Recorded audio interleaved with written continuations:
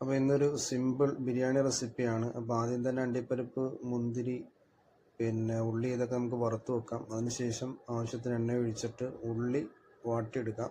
നമ്മളിപ്പം ഒരു കോഴിയുടെ ബിരിയാണിയാണ് വെക്കുന്നത്. അതിലേക്ക് 1.5 കിലോ ഉള്ളി ആ ഉള്ളി വാടി വരുമ്പം അരച്ച് വെച്ചിരിക്കുന്ന ഇഞ്ചി വെളുത്തുള്ളി പേസ്റ്റ് നമുക്ക് അതിലേക്ക് ഇട്ട് കൊടുക്കാം. എന്നിട്ട് നന്നായിട്ട് മിക്സ് ചെയ്യുക. അതിൻ്റെ പച്ചമണമൊക്കെ പോയതിന് ശേഷം ഉള്ളി നല്ല ബ്രൗൺ കളറായി വാടിയതിന് ശേഷം പിന്നെ തക്കാളി ഇട്ട് കൊടുക്കുക. നമ്മൾ 2 തക്കാളി, ചെറിയ തക്കാളിയാണ് എടുത്തിരിക്കുന്നത്. അപ്പോൾ നല്ലോണം വഴറ്റി കൊടുക്കുക. വഴറ്റിയിട്ട് നല്ലതുപോലെ മിക്സായി ഈ പരുവായതിനു ശേഷം നമുക്ക് പൊടികളൊക്കെ ചേർത്ത് കൊടുക്കാം. മല്ലിപ്പൊടി, മുളക് പൊടി, പിന്നെ ഗരം മസാല, ചിക്കൻ മസാല, അതുപോലെ ബിരിയാണി മസാല. ഈ 4 ഐറ്റംസ് മസാലയാണ് ചേർത്ത് കൊടുത്തിരിക്കുന്നത്.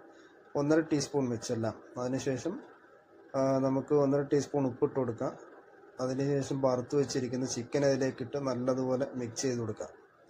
വലിയ പീസായിട്ടാണ് ചിക്കൻ കട്ട് ചെയ്തിരിക്കുന്നത്. അപ്പോൾ അതുകൊണ്ട് 4 പീസാക്കിയാണ് കട്ട് ചെയ്തിരിക്കുന്നത്. അപ്പം നല്ലതുപോലെ ഇത് തിളച്ച് വരുമ്പോഴത്തേക്ക് നമുക്ക് മൂടി വെച്ചിട്ട് നല്ലതുപോലെ മസാല അതിലേക്ക് പിടിക്കുന്ന രീതിയിൽ വേവിച്ചെടുക്കാം. ഈ സമയം കൊണ്ട് നമുക്ക് ചോറ് തയ്യാറാക്കാം. ചോറ് തയ്യാറാക്കാനായിട്ട് അരി തിളപ്പിക്കാനിട്ടിട്ടുണ്ട്. അതിലേക്ക് എല്ലാ സ്പൈസസും നമ്മൾ ആഡ് ചെയ്ത് കൊടുത്തു. പിന്നെ ഉപ്പും വേറെ പ്രത്യേകിച്ചൊന്നും ചേർത്തിട്ടില്ല. അതിനുശേഷം ഡ്രെയിൻ ചെയ്തെടുത്തു. നമ്മൾ ഇതിൽ തന്നെയാണ് ദമ്മിടുന്നത്. അതിലേക്ക് 2 തണ്ട് കറിവേപ്പില ഇട്ട് കൊടുത്തിട്ടുണ്ട്.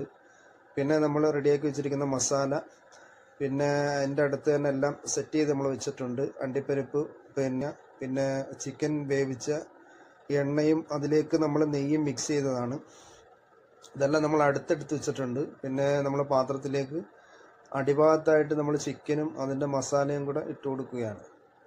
അപ്പോൾ 4 ലെയറായിട്ട് 4 സൈഡിലേക്ക് വേണം ഇട്ട് കൊടുക്കാൻ വേണ്ടി. അങ്ങനെ നമ്മൾ ഇട്ട് കൊടുത്തിട്ട് അതിൻ്റെ മേലേക്ക് കുറച്ച് മസാലയും കൂടെ നമ്മൾ ആഡ് ചെയ്യും. മസാലയും കൂടെ ഇങ്ങനെ പരത്തി ഇട്ട് കൊടുത്തതിന് ശേഷം പിന്നീട് നമ്മൾ അതിൻ്റെ മേളിലേക്ക് ചോറ് ഇടാൻ വേണ്ടി തുടങ്ങുവാണ്.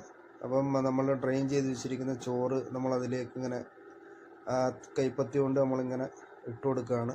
ഈ അടിയിൽ കറിവേപ്പില ഇടുന്നത് നല്ല ഫ്ലേവർ കിട്ടും. അപ്പോൾ അങ്ങനെ ഒരു ലെയറായിട്ട് നമ്മൾ ഇട്ട് കൊടുത്തതിന് ശേഷം അതിന് മുകളിലേക്ക് വറുത്ത് വെച്ചിരിക്കുന്ന നമ്മുടെ അണ്ടിപ്പരിപ്പും മുന്തിരി ഈ സാധനങ്ങളൊക്കെ ഇട്ട് കൊടുക്കുന്നുണ്ട്. കൂടാതെ പുതിന, മല്ലിയില ഇട്ട് കൊടുക്കുന്നുണ്ട്. പിന്നെ സാഫ്രാൻ അതിൻ്റെ മുകളിൽ ഒഴിക്കുന്നുണ്ട്. അതിനുശേഷം മുകളിലേക്ക് എണ്ണയും നെയ്യും കൂടെ നമ്മൾ ചൂടാക്കി വെച്ചിരിക്കുന്നത് ഇട്ട് കൊടുത്തിട്ട് നമ്മൾ ദമ്മിൽ വെച്ചിരിക്കുകയാണ്. അങ്ങനെ ഒരു അരമണിക്കൂർ ദമ്മ് ഇട്ടതിന് ശേഷം ദമ്മ് പൊട്ടിക്കുകയാണ്. ഇപ്പോൾ നല്ല സ്മെല്ല് വരുന്നുണ്ട്. അതിനുശേഷം നമ്മൾ ചെറുതായിട്ട് ഇളക്കി റൈസ് പൊടിഞ്ഞു പോകാത്ത രീതിയിൽ നല്ലോണം മിക്സ് ചെയ്ത് നമ്മൾ മിക്സ് ചെയ്തിട്ട് നമ്മൾ പാത്രത്തിൽ